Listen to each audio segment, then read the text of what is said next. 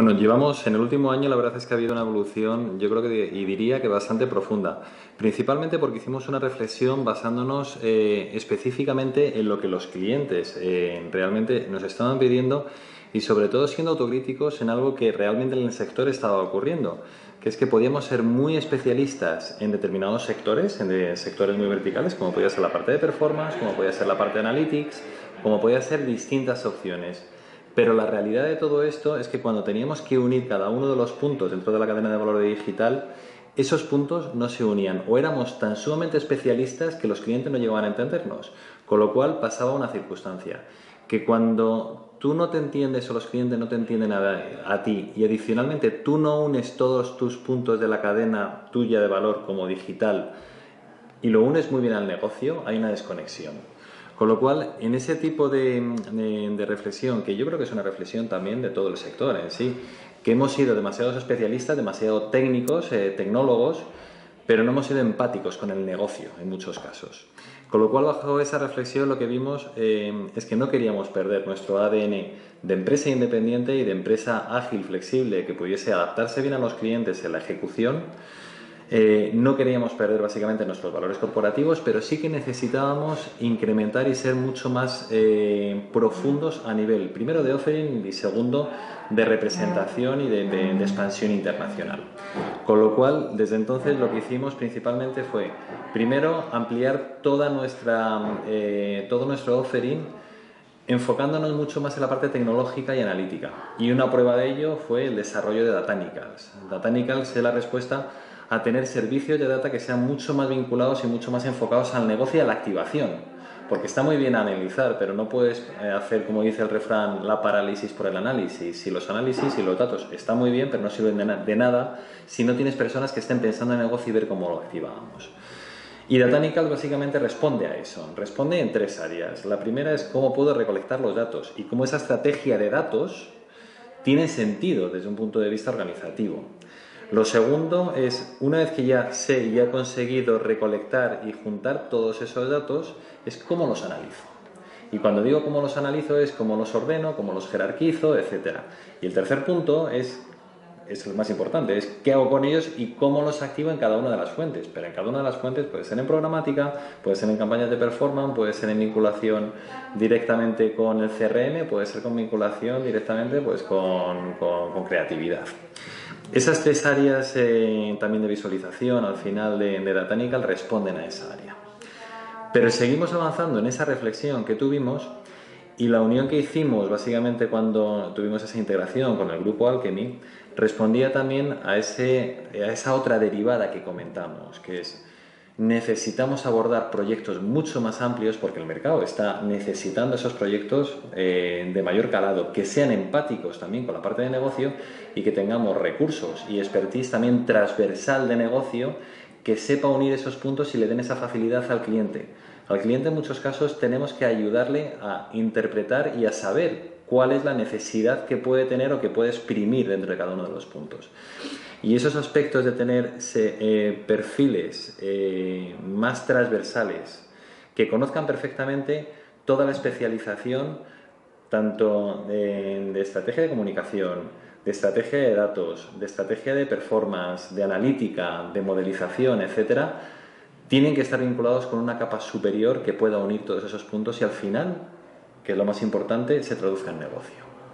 Y ahí fue cuando hicimos esa integración, como te comentaba, y ahora mismo somos un grupo que desde nuestro punto de vista es el más acertado, principalmente porque tenemos una dimensión importante, a nivel ya global somos más de 600 empleados, con representación en Europa y en América, tanto en LATAM como en Estados Unidos, y con una suite de offering que va desde la consultoría estratégica hasta lo que sería la parte de design thinking y desarrollo de productos, siempre enfocado con digital, y uniendo todo el resto de disciplinas que ya trabajábamos, como es la parte de performance, como es la parte de e-commerce, como es la parte de analítica, como es la parte de tecnología, como es la parte de creatividad y demás. Con lo cual ha sido un año, este último año, un año muy importante de mucho desarrollo y en el que finalmente, respondiéndote a la autocrítica que hacíamos a nosotros mismos, y yo creo que no solamente a nosotros, sino también al mercado, nuestra respuesta es no podemos perder lo bueno que teníamos, que es ser independientes, ser profundos, ser especialistas y ser expertos, pero adicionalmente tenemos que también poder mantener una serie de expertise bastante más transversal. Y eso es básicamente lo que hemos conseguido hacer en este último año o año y medio. Y en un mercado en el que 40, 50, según los mercados, pertenece de esos datos al ángulo, al lado oscuro, es decir, a los que no dan datos, y por otra parte hay una cierta atomización por parte de todas las empresas de consultoría que el otro día, por ejemplo, en IAB surgían, ¿de qué manera podemos tranquilizar a los anunciantes para que se den cuenta de que esta transparencia, este grado de colaboración mejora cuando se topan con empresas de este perfil, con este nuevo offering del que usted habla? Claro, pues básicamente con 2 puntos. Lo primero que tienen que saber las empresas es que su bien más preciado que tienen en una gran parte son sus clientes, y sus clientes se transforman en muchos casos en datos. Son pequeños Amazon. Exacto. Los datos es el principal, lo hemos dicho, y hay 1000 titulares. Es el actual petróleo o el actual oro que pueden tener las empresas. El problema es que cuando tienes objetivos de negocio muy a corto plazo, te olvidas de ese gran valor que te dan los datos y los hipotecas conforme a los resultados de hoy en día. Lo que debemos ofrecer principalmente a las empresas es cómo tratar esos datos. O sea, cómo realmente ese oro que tienen ahora mismo lo pueden capitalizar, lo pueden tratar y lo pueden convertir en negocio futuro desde un punto de vista mucho más estructurado y ordenado.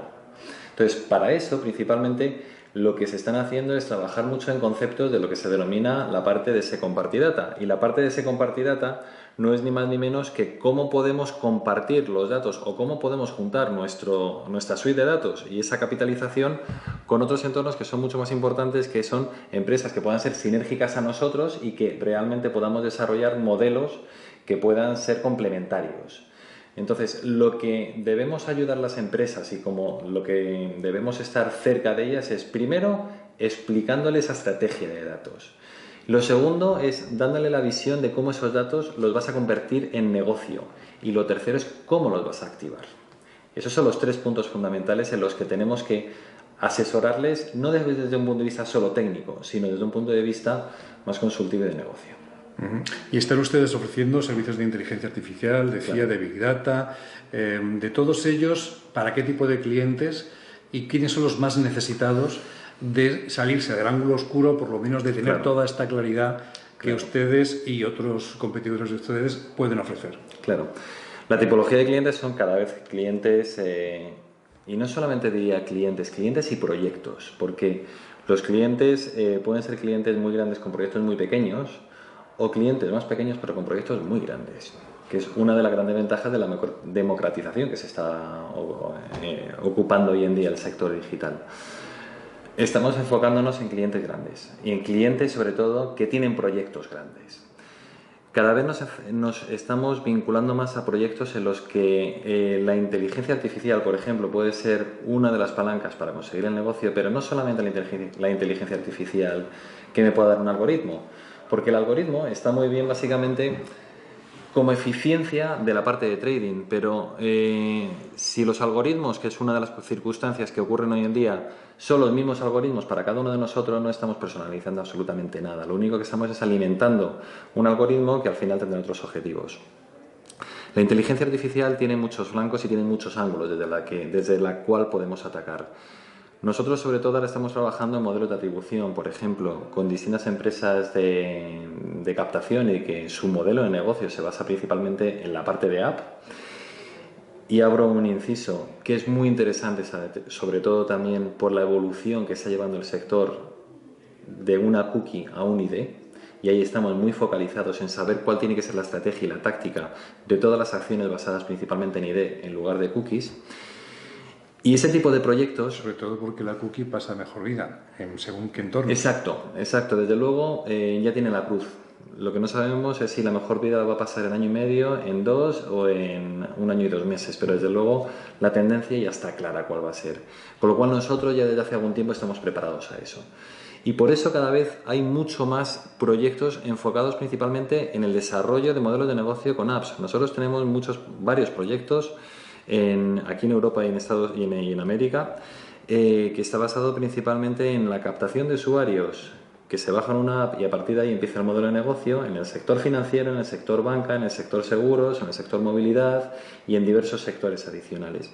Y es muy inteligente y muy interesante principalmente por dos motivos. El primer motivo es porque la captación es basada principalmente en IDs. Lo segundo es porque toda la parte de inteligencia y toda la parte de analítica es muy distinta a la analítica convencional que la analítica que está basada en dispositivos móviles.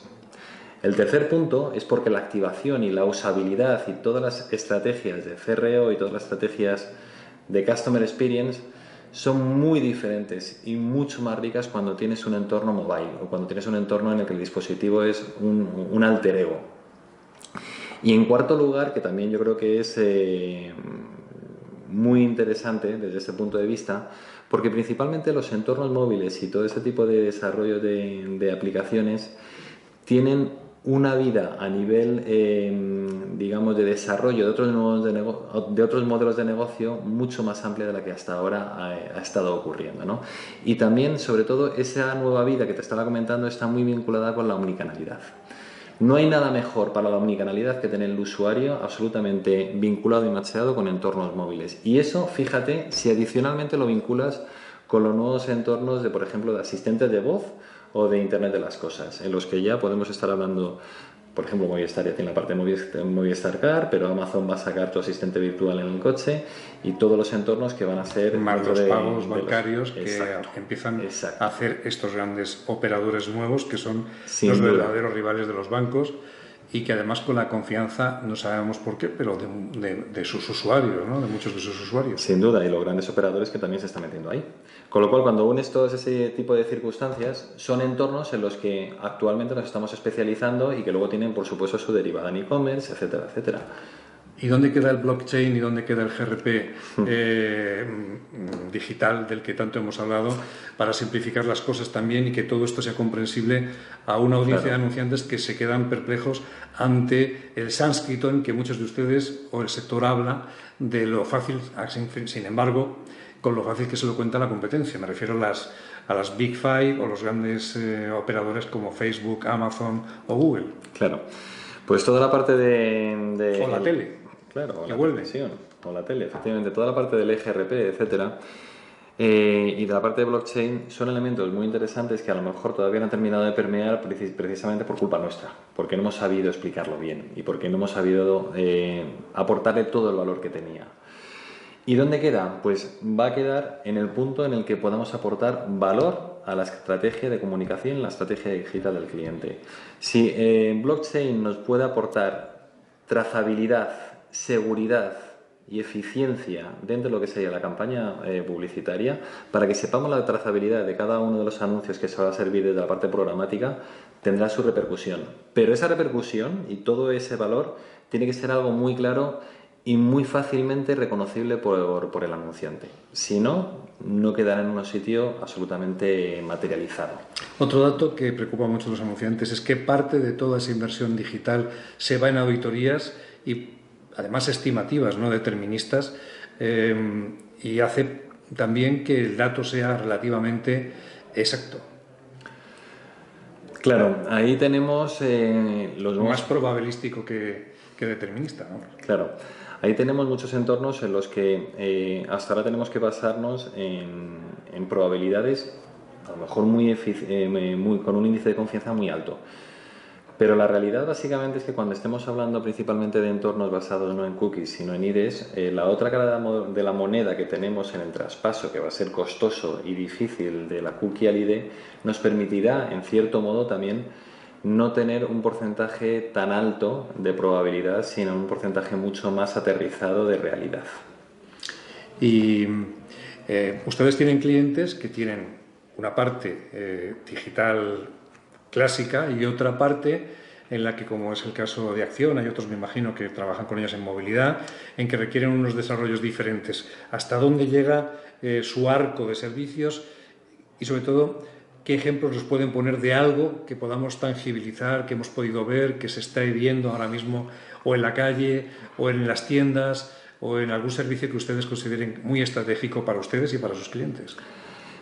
Lo primero es la activación de datos. Por ejemplo, otros casos que se pueden referenciar son empresas líderes en seguros que también lanzan toda su división de salud, por ejemplo, y eso tiene una transición y una traducción principalmente en desarrollar modelos en los que podemos tratar de ver qué es lo que los usuarios están demandando y cómo lo están demandando, y sobre todo desarrollar modelos de atribución basados en redes neuronales en los que nos puedan en cada uno de los casos diferenciar y poder predecir cuáles son los servicios que cada uno de los usuarios pueden estar necesitando en cada uno de los momentos.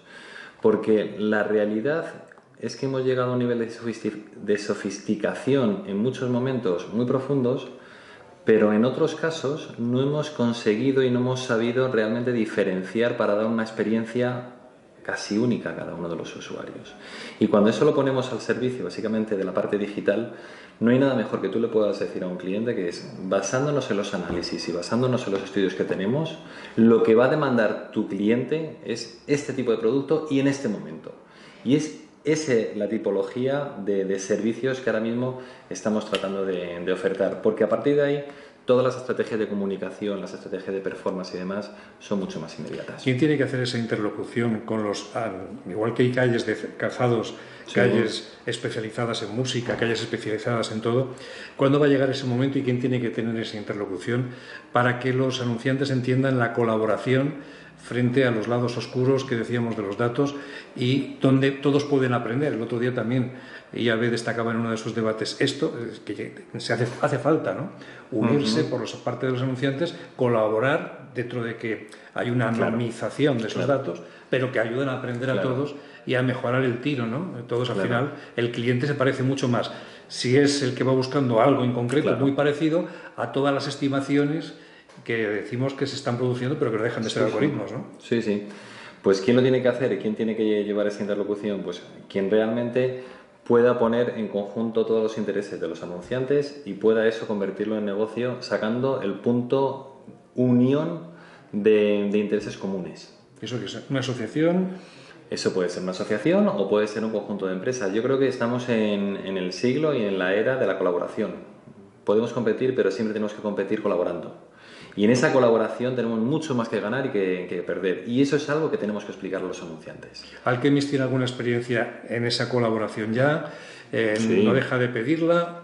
Sí, hemos tenido muchas experiencias en todo el sector de retail principalmente y en todo el sector principalmente del Second Party Data. Hemos llegado a bastantes experiencias en las que hemos puesto todos los activos de datos de alguno de nuestros clientes junto con los activos de otros, y lo que hemos hecho es un proceso principalmente de data mining, de cuáles son los puntos en común y qué podíamos sacar de negocio juntando todos esos activos. Y a raíz de ahí, de hecho, se han desarrollado modelos de negocio nuevos que los hemos llevado a la parte digital, y de hecho intentamos siempre provocarlo.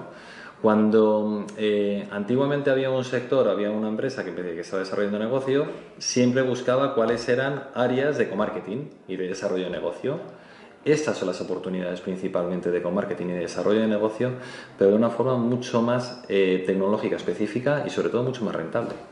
Cuando creíamos que el GDPR iba a ser el caballo de batalla, ahora llega a California y Estados Unidos y lo ponen igual de difícil. Incluso los grandes grupos hablan y los anunciantes alertan del riesgo de quiebra de algunas empresas ante la dureza de esas medidas, y eso no sé hasta qué punto lo están comprendiendo aquellos anunciantes, incluso Telefónica, llegado el caso, y otros clientes españoles que se van a tener que enfrentar con clientes y con entornos geográficos que lindan con esa legalidad, ¿no? Sí, es un reto, pero desde luego hay una máxima que nosotros también nos imponemos, como no puede ser de otra forma, dentro de nuestro trabajo del día a día, y que lo tienen que hacer también nuestros anunciantes. Nos tenemos que mover en entornos de legalidad en cada uno de los mercados en los que operemos. Y para eso el desconocimiento no exime de la culpa. Con lo que cada vez también, exactamente igual que hasta ahora hemos comentado que tenemos que tener perfiles muy tecnológicos, también tenemos que tener perfiles que nos acompañen, o servicios que nos acompañen, que nos asesoren muy bien de todos los marcos jurídicos de cada uno de los mercados en los que operamos, porque si no realmente estaríamos en situaciones de arenas movedizas, y creo que ninguno de los anunciantes o ninguno de los clientes y ninguna de las empresas como nosotros nos debemos permitir. Todos estos entornos inestables, buca, o llamémoslo como queramos, están haciendo renacer a la televisión. ¿Hasta qué punto esto les preocupa o hasta qué punto esto ha replanteado una reflexión que va hacia algún sitio ya y está siendo comprada por los anunciantes o por aquellos que puedan necesitar servicios tan específicos ante las situaciones tan críticas que estamos hablando, ¿no? Claro. La realidad es que los anunciantes buscan la promoción y la publicidad para vender más.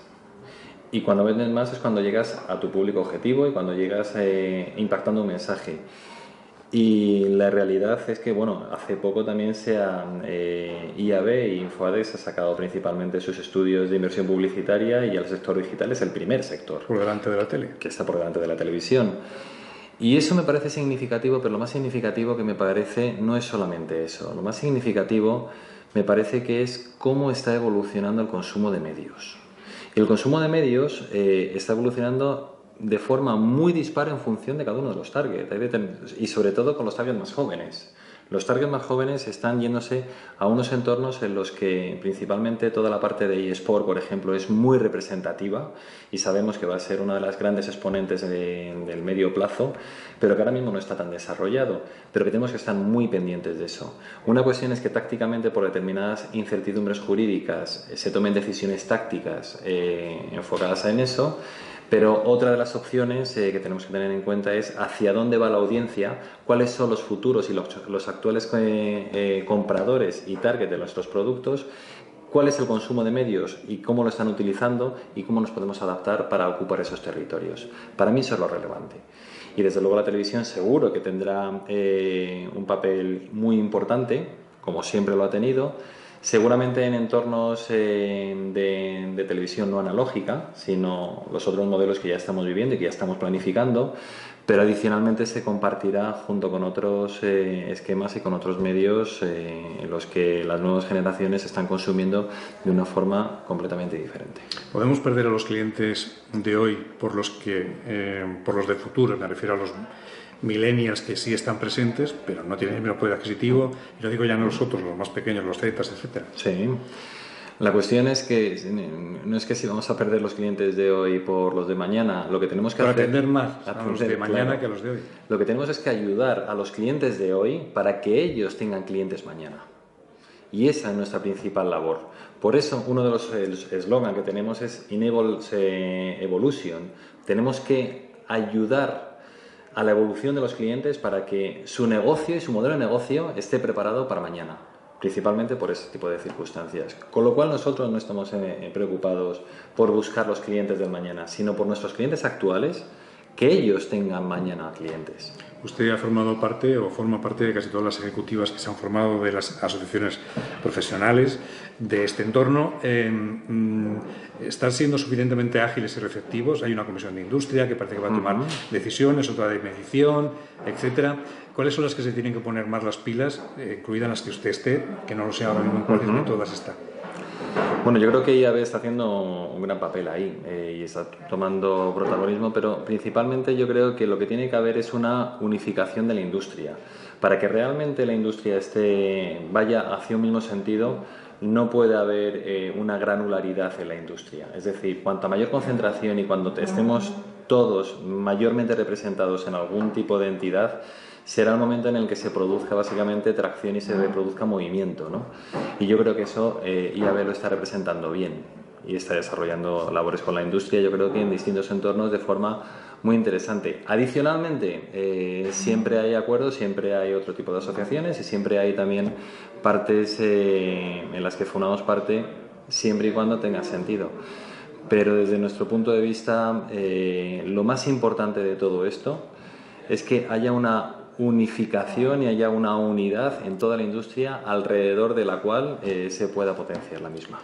Manuel Mercader, muchas gracias por habernos acompañado y darnos a esta perspectiva de este año y medio de desembarco de sus accionistas en España a través de Alchemist, con Datanicals y todo el conjunto de sus empresas, Ontoise, Grupo Ontoise. Correcto. En el que suponemos y esperamos que puedan ver los anunciantes la utilidad de lo que está necesitando en este momento tan complejo como hemos visto. Gracias, hasta siempre. Muchas gracias, muy amable, gracias.